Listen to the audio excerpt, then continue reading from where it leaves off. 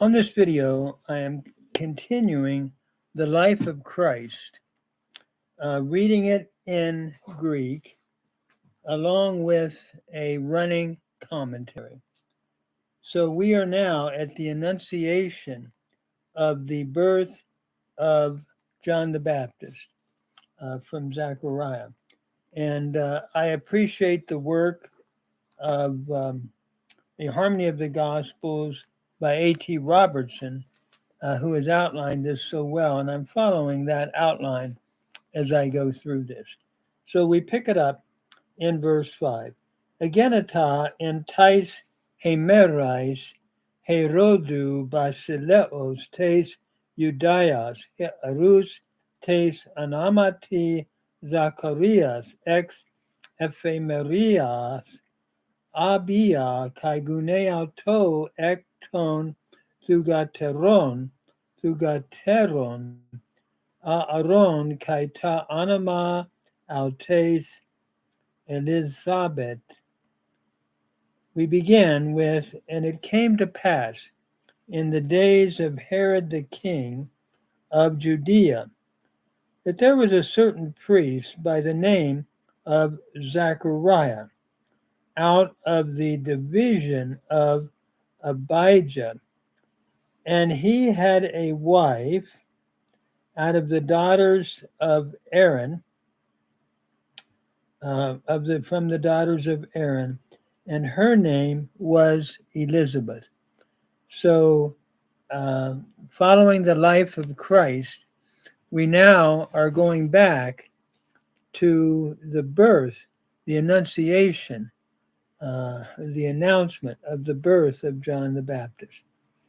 And we're told that in the days of Herod, the king of Judah, there was a priest named Zachariah. And he had a wife whose name was Elizabeth. Zachariah, God has remembered Zachariah, and Elizabeth, God has sworn. Interesting names that basically are carrying out God's promise in the birth, even by their names, I believe, in the birth of John the Baptist that will be the one announcing the coming of Christ in his humanity. So verse 6 then, Esan de dikaioi amphateroi anantian tu theu. Paruamenoi en pasais tais en talais, kai dikaiomasin tu kiriou amemton. I'm going to get my clothes out. Notice it says, and they were both righteous before God, literally going or walking in all the commandments and ordinances, righteous ordinances of the Lord, blameless. In other words, we're told they were both godly, they were righteous before the Lord, they were going. Paruamenoi is a present middle participle, nominative masculine plural from paruamai. Literally, they were going through life or walking. We could translate it probably, although it means literally going, in all the ordinances or the commandments and ordinances of the Lord without blame. In other words, they were blameless. They were godly people, is what Luke is saying.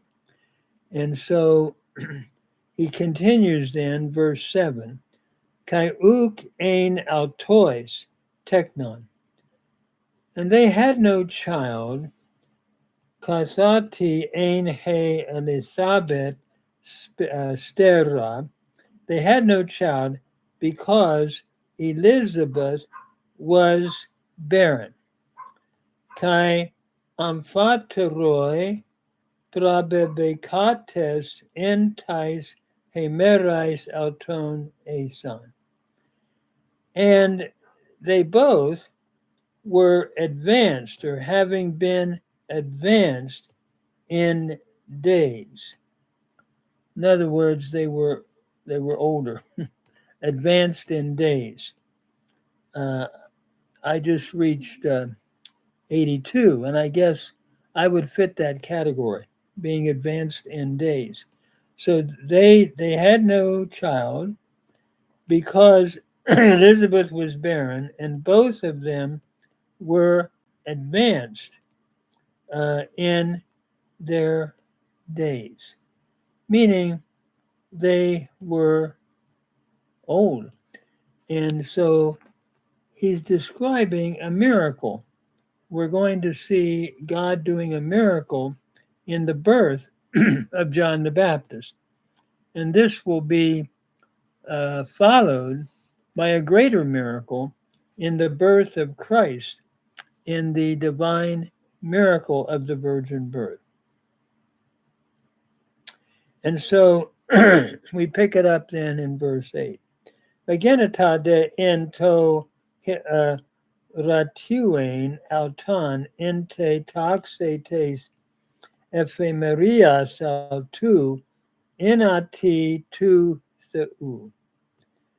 And it came to pass, while he was serving as priest in his division. In other words, when his division was on duty, in the division of his duty before God. So he is serving as priest at the time of his time to serve. Hierutuein is a present active infinitive from hieru tueo. It's an articular use of the infinitive.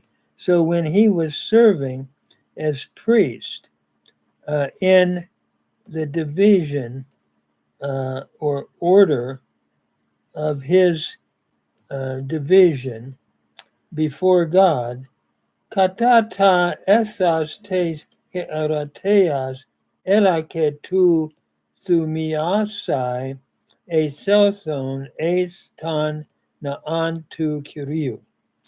According to the custom of the priesthood, it fell by lot to him. It fell by lot to him to enter the temple of the Lord and to burn incense.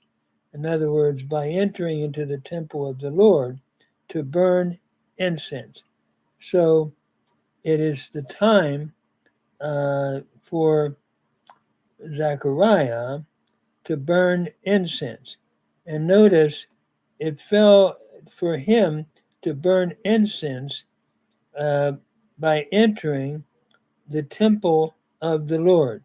The selthon is from a serkamai, to enter in. It's a present participle nominative masculine singular from a serkamai. And so he now is going to enter in and burn incense in the temple. And all the multitude is outside praying at the hour of the burning of the incense. Taipanta plethas ein tu lau prasukamenon exo te hora tu thumiamatas. And so all the multitude, or the whole multitude of the people, was praying on the outside at the hour of the incense, at the hour that he was burning incense. Prasukamenon is from prasukamai. It is your present participle, accusative singular, from that root to pray. And then we come to verse 11, Ophthe de auto angelas curiou, hestos ek dexion tu thusiasteriou tu thumiamatas. And there appeared to him an angel of the Lord standing on his right side, or standing on the right side of the altar of incense. So the angel of the Lord appears to him. Ophthe was seen to him. From horao, it is the aorist indicative passive, third person singular. So the angel of the Lord appeared to him standing as he was standing on the right side of the altar of incense. And so Zacharias is going to be told that he is going to have a son. And I'm going to stop there before I get into that. I'm trying to hold these to about 10 minutes, but I'm working my way through the life of Christ, seeking to meditate on Jesus Christ in the great text of the Gospels.